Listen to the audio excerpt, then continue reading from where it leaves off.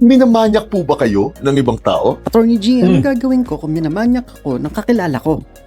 Kung kahapon po ay pinag-usapan natin ang anti-voyeurism law o ang krimeng pamboboso, pag-usapan naman po natin ngayon ang acts of lasciviousness o ang mga krimeng pangmamanyak o panghihipo. Kaya una, elements of the crime. Pasok po sa Article 336 ang krimen pong ginawa ninyo. Kapag may ginawa po kayong kabastusan o kamanyakan habang pinipuwersa o tinatakot po ninyo ang biktima ninyo o habang tulog, walang malay, lasing o wala po sa katinuan ng biktima ninyo o kapag inabuso po ninyo ang kapangyarihan ninyo sa biktima ninyo o kapag less than 12 years old o baliw po ang biktima ninyo kahit pa po pumayag ito sa makamundong pagnanasa ninyo. At tandaan po ninyo na genderless po ang krimeng ito. Wala pong pakialam sa kasarian po ninyo ito. Kahit pareho po ang kasarian ng biktima at ng akusado. At ang pangalawa po ay differences between crimes. Mahalaga po na alam ninyo ang pagkakaiba ng mga pagkakasalang ito. Kapag panghahalay na po ang balak o ang ginagawa po ng akusado, then hindi na po acts of lasciviousness ito, kundi panggagahasa o tangkang panggagahasa na po ito.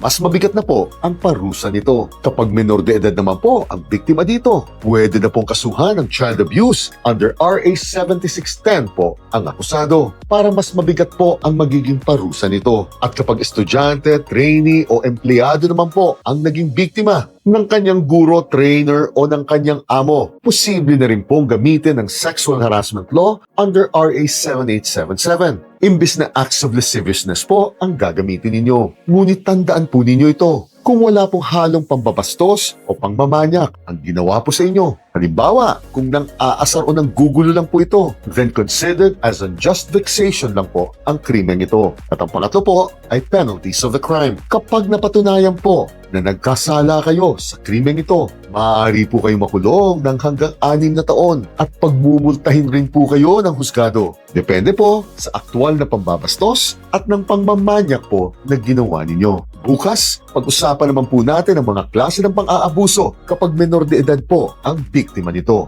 Gina.